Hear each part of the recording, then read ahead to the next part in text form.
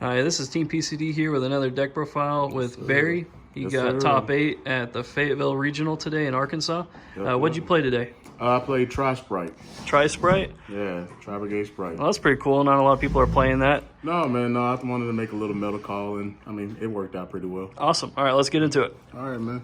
Like I said, so we're gonna start off with one of the main engines of the deck. Start off with the Sprite engine. So we got triple blue, no explanation needed. Triple jet, 1 red, 1 carrot. Standard ratio, standard package. Just wanted to make sure I saw all the good ones and be able to minimize me drawing into these. Awesome. For the Tri-Brigade package, we go triple fractal, triple kit, double Karis, double Nerval.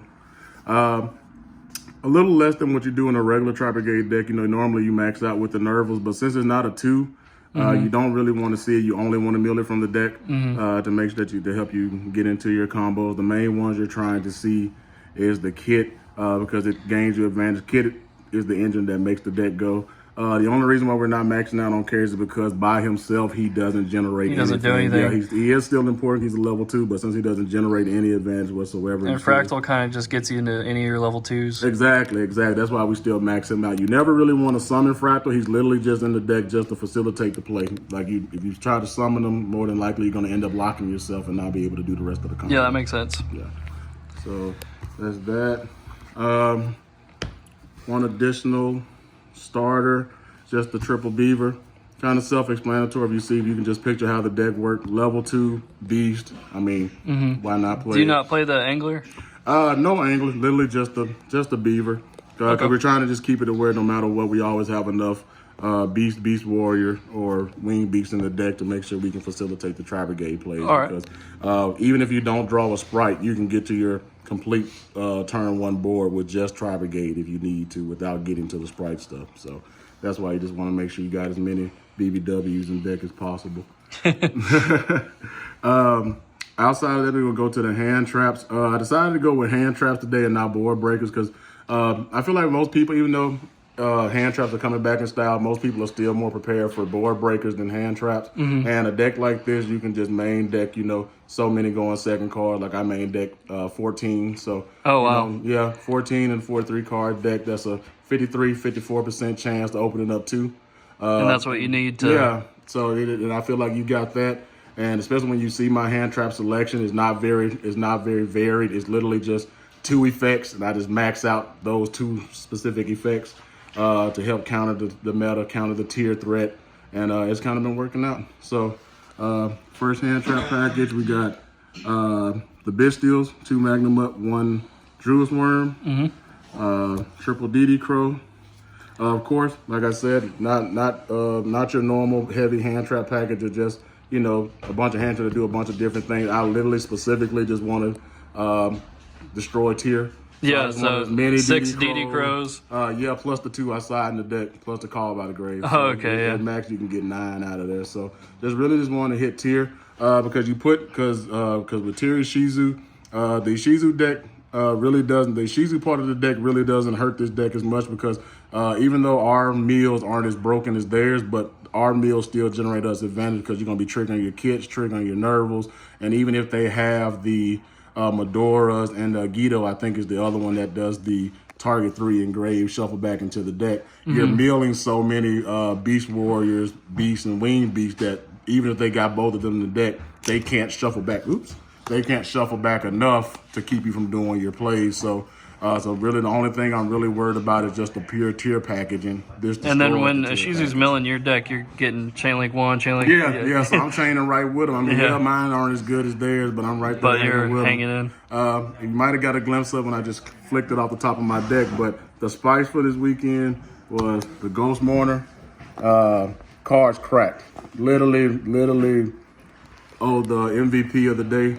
Because he's still, not my only 2 hand trap effects. I'm only trying to do 2 things. Either DD Crow, something out of their graveyard to either make them proc their ishizu or their tiers incorrectly, proc them early, or just to keep them from resolving it all. Or if I can't keep them from fusing or resolving the graveyard, I'm trying to stop the monsters they're summoning on the field. And so that's where This and the other hand trap, when I get to the traps, they negate the effects on field. But the good thing about Ghost Mourner is that literally, since you don't stop their play in the beginning, like they go, perfect example, they go tier field spell, search Rhino, normal Rhino. If the Rhino, resolves, by that point, they're kind of thinking, okay, he doesn't have a Veiler, he doesn't have an Imperm, so they think they're safe. And so then you you let hit the all kit. that resolve, and then you hit the kit Kalos. Okay. And then so that put them in a very weird position. Not only that, soon as they try to extend, if they do have extenders, they get the kit off the field, they're going to burn for the 23 or whatever the monster's attack is. It doesn't have to go to the Did that ever come graveyard. up?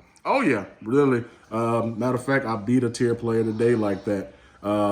Going into time in game 3. He summoned kit on my turn. I Ghost Mournered it. And as soon as the Ghost Mourner resolved, I just smashed it. Oh, yeah. And burned him for 23, and that was game, yeah. So, but it came up every single duel in one way or another. The main reason is that fact they're going to try to continue. Most decks can play through just the Imperm, but the fact that they never think about that they're taking that damage, and then on my turn, it's even easier for me to OTK them. Yeah, so that makes this sense. deck can OTK a lot easier than most other decks can, and this helps facilitate it. So, literally MVP. This card was insane. Also, check out the attribute. It is a wind. So another card that makes that can't get hit by a bestial monster. And that was another thing that I want to do with this deck, and why I picked this as a meta call is because, of course, all the Tri-Brigades are different elements to where literally going my turn 1 board, it's almost impossible unless they have like Veilers and stuff like that. But the standard hand traps that most everybody's playing, like mostly just the bestials, there's nothing for them to hit on my turn when I'm going first. So literally my whole entire turn 1 board is going to resolve. And if I can make my entire turn 1 board, I haven't seen a deck yet that's been able to play through it. Okay. Yeah. So that's it for the hand traps. Going to the spells, got the 2 Tinky, of course, for the Tri-Brigade, triple starter, the 1 Smashers, Tactics. Not the biggest fan of this card, but I feel like in this format you kind of have to play it, and it's been cracked today too. Because people are playing both turns. Oh yeah, exactly. And the 1 called by Another DD Crow. yeah, the 9th DD Crow, man. Like I said, most of this stuff's self-explanatory. If you're keeping up with the meta, you really just know that you just have to kind of play the generic stuff. And for the traps, the triple Imperm, again, only thing I'm trying to do is DD Crow stuff out of their grave and negate their monsters on field, so that just goes along with that. And with the Tri-Brigade stuff is the 1 Revolt. You got to play it. Oh, yeah, got to. And even though it's just this 1, it's still damn near the best card in the Did you deck. decide you don't like the Sprite trap? Well, I did it in testing, but in testing, especially the way you have to do the board, because zones really matter when you're comboing with this deck, and you get locked under so many restrictions when you're making your combo. It's kind of conflicting, and I wanted something to where I can play at all times. That's why I'd enjoy it. I'd rather have the Smashers than the trap, but I did try it out. Just didn't work out too well in this deck. I think it's better for like pure Sprite decks. Yeah. But, All right. Extra deck or side deck? Extra deck. All right. Deck. For the links, we got the 2 Elf. Only no Sprint. Try Sprint out 2. It doesn't really fit with this deck. Like it only really comes up when you're doing your combo if you get like hand trapped or stopped twice during your combo. But that's so unlikely. I didn't feel like it was worth having a spot in the deck for. It's another card that I'll show you when I get to the generic links that I felt like was better and actually came up a lot more. So I'm glad I made that decision. But that's the only Sprite link, just the Elf. We have the 1 Ferrigite, the 1 Bearbrum, and the 2 Shirog for the Tri-Brigade links. Literally, these just facilitate first turn combo, and literally the guy card of the deck. Do it on their turn, and then on your turn, you can do it make again. another one on my turn. If they get rid of it, it's floating. Like literally one of the best boss monsters I feel like Konami's ever made, man. Like. And then if you ever resolve the Revolt to bring him out, it's literally game, because you literally get Chain the 3 targeting advantage, you get your guaranteed follow up, and you replenish your graveyard. Like once the Revolt lands, there's really just no way for them to come back. And the two generic links that you can only make through the Tri-Brigade effects. You got your Double Dragon Lord. That card came up every single duel. And you have the Raspa Gear. Raspberry Gear doesn't come up, even though it's effective and saying, it's basically a DD Crow as well. You target a card in the grave and shuffle it back into the deck. Doesn't come up as much as you think it does, especially against tier. The card that really hurts tier that's been happening a lot more is the double Dragon Lords. Of course, bouncing back to fusion, they don't get their effects, but also just a lot of times, it doesn't look like it after tier's combo unfold. It looks like their hand was really, really broken, but especially with the ishizu stuff now, they brick a lot more than they normally do, to where I wouldn't say brick, but they may only have one line of play. So the field spell is more important now than it was in any other format. So you'll be surprised against how many tier players today, when they just go activate field spell and I just bounce it back to their hand, they just in turn, because they literally have nothing else. They got a handful of ishizu monsters and Sheerans with no other freaking tiers that they can't do. Well, you got full board and a hand trap here, like that's all you got? Yeah, exactly. And just the double Dragon Lords ended it by itself. So he actually came up a lot more against tier and against the metal. But I still like playing him though, because it can come up. He can help OTK really fast if you can clear out their graveyard, his effect, because of attack doubles. And also he's one step into one of my other boss monsters of the deck that I'll get into right now. So for the generic links, I have All Mirage, Pit Night Early, and Access Code. All Mirage is the card I chose over Sprint because both of them only come up in this deck the way you play if you brick or if you're playing through your opponent's interruptions. And I feel like the All Mirage comes up more because with the All Mirage, you can still go the exact full combo if you open up like Kit and just Kit with nothing else, with no other Tri-Brigade and no sprites, or open up Nerval and nothing else. Or you just open up Nerval and Kit, which you normally can't do nothing too much with because they're normal summons. If you're an OG Tri-Brigade player, just normal summoning any one of them, making All Mirage, get the search, and you can steal full combo. So I felt like I value that more than the Sprint. So I put the All Mirage in there. Pit Night Early, it's cracked. About not too many decks take advantage of Pit Night Early because it's a good card and good effect, but it's kind of the placement of it is kind of weird and its link zones weird, but it's perfect in this deck. It's the perfect piece after the last thing you summon when you're linking off either your Kit or your Karis and your Bear Braum, the search for your Revolt. You normally end with Pit Night pointing to the elf and pointing to either a red, a Gen Buster, or a carrot in the middle, so you have two ways to activate his effects on your opponent's turn. It's a card that when you summon, people know about it and they know it's a TCG exclusive, but they don't know what to do, so they're gonna read this card 15 times to try to figure out how to play around it. But by then, yeah, it's already too late. And the greatest part about his effect, nobody remembers that, and even though they read it and I tell them, by the time they're finishing trying to play through my disruption, they always forget that the opponent that I negated, their attack is 0. So they always just be like, well, I can't do nothing else. Go to battle phase, try to attack over the elf. And I'd be like, okay, you take 1,400. So it happened like 3 times today. And access code still, like I said, when you're summoning, when you're going second, where'd he go? Going second, when you get your follow-up, your guaranteed follow-up off Revolt, you can literally just banish 3 because Revolt itself guarantees you 3 because you're going to be bringing back, because in the combo, at least 3 to make the link 4. To make him, so you automatically So have normal summon, banish 3, summon that. Then the normal summon in that's access code, 4K code. And 2 pops 2 or more. 2 pops guaranteed, yep. Because you hard summon the Bear Braum in this deck, which is normally something you normally don't do in regular Tri-Brigade combo. So, and I like it because not too many decks can still make access code anymore, so it's good to have that little advantage over some of the decks. And just the generic Xyz, double gigantic, the Gen Buster, and the Onibimaru.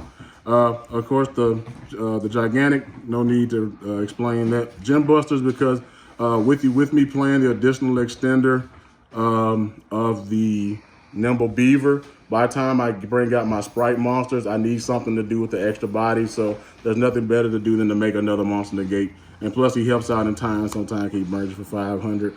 And didn't play the Zeus, tested Zeus, but like I said, I just really don't want to lose to tier if I'm going second and they have their trap set up and it's going to give them follow-up, they get sent to the grave. So all of my removal for back row, I'm just trying to banish it. I'm not trying to destroy or send anything to the grave. So that some people disagree with me. But I feel like in that point, I feel like Zeus isn't really that good right now. I think he's better against like rogue matchups and things like that. So that's why I just decided to go with the Onibimaru. He's 1900. He's a rank 2 with any of them, and he can help me OTK because he can banish any monster to the end of your opponent's turn. And with him, it's very easy when going second to where I can still be locked under the restrictions of Gigantic and still OTK my opponent. So he can just remove the biggest threat that can be targeted and just attack with all my little guys for game. So that's the extra deck. For the side, some of the standard stuff. Red Resonator, you're playing Sprite, you got to play it. I hate you got to play that way, but you do got to play it. 2 additional Bestials, an additional Druid's Worm, and 1 Syrian. You don't want to play a 3rd Magnum? No. Reason being is because when I'm playing tier and I'm putting in the other Bestials, I just did the math on it and the probability and stuff. So, yes, the 3rd Magnum Mutt just guarantees you another body if you open up just that. But I'm trying to guarantee, I wanted to maximize the number of different names in my hand. 3 DD Crows. To where I can activate their effects more than once. Yeah, not just having multiple Magnum Mutts in my hand and I only can activate the one. So even though I benefit nothing from the Siren, it's just the fact that he's another name that does what I really needed to do. Because the main reason I played them is just for the DD Crow effect. I mean, the Druid's Worm effect came up like once, and of course the Magnum Mutt searched me the other ones, but they're really just, I don't even care if their effects on field or when they go to the grave resolve. It's literally just for the DD Crow effect. The one little spicy card in the side deck, the one Underworld Goddess of the Closed World. So why do you side that? It's a lot of runic in our area. You may say even the cameraman plays a little runic. So, and then, just to get over these towers monsters, man. So I didn't want to end up losing to a tower. And as you see, I don't play the Mannequin Cat. I just took it out. It may still be the better card, but all the testing I had with Mannequin Cat, it literally never came up. And every time it would come up, my opponent would benefit from the situation more than I would. So I just ended up taking it out for something that's a little bit more proactive for the way I wanted to play the deck. And since I had, and I didn't have time extra, I have an extra spot in the side deck, so I'm like, what the hell?